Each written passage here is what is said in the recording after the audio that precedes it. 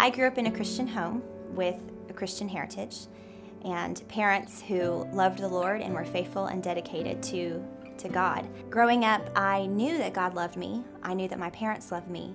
But in the back of my brain, I thought I had to earn it. I thought I had to do certain things in order to feel like I could be loved, could be accepted. And so my identity was really wrapped up in what I could do or what I did or didn't do rather than what had been done for me. The bondage for me was really in the fear of man and people pleasing, trying to achieve anything that I thought that I may or may not have deserved.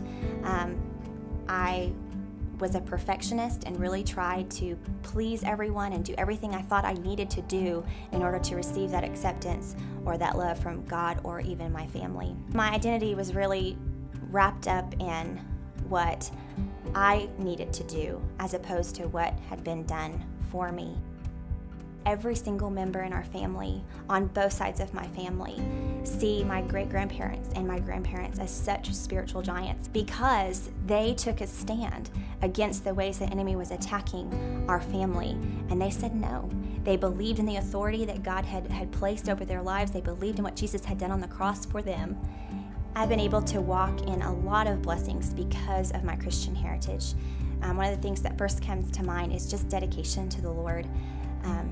My grandparents and parents and my great-grandparents were all dedicated to God and dedicated to biblical principles that they felt were really important. They made sacrifices even when they were living that paycheck to paycheck. They made tithes. They were committed to their spouse. And that's another spiritual blessing that I really believe is key in my line, is that what's been modeled for me is such a beautiful picture of marriage.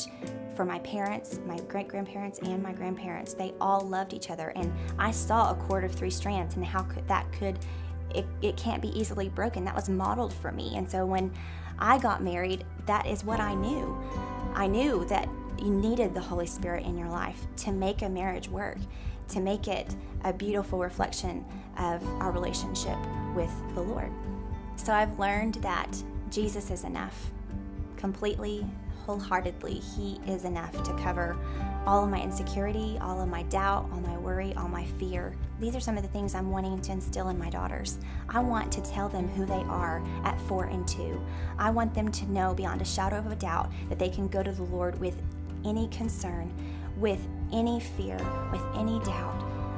Even the small things. I want them to be able to approach Him with such boldness and comfortability that they love Him and long to be with Him, even at a young age. I want them to know who they are in the Lord, and I want to speak that over them constantly. I'm declaring their salvation even now and praying for that even now. Other things I want my daughters to know is that I want them to be able to see their mom and dad not only dedicated and committed to the Lord and serving Him and loving Him with all we have, but also I want them to see and know and experience mom and dad living surrendered to the Lord in every single area of our life, that we hold nothing back from Him, that we hide nothing from Him, that He knows it all and we trust Him with it all. My encouragement to any of you who may look at your generational line and think that, well, I don't have what she has, or I don't have the kind of family that she had growing up, I would encourage you that you get to make that choice today. You are going to pass along something to your kids. We tend to, as human beings, we tend to look at all the negative, and I'm not saying that I didn't have things that were passed down to me that were all glory and beautiful. I mean, there are definitely some things I've had to let go of, things I've picked up on my own in my journey, and have had to choose to let go of to be free.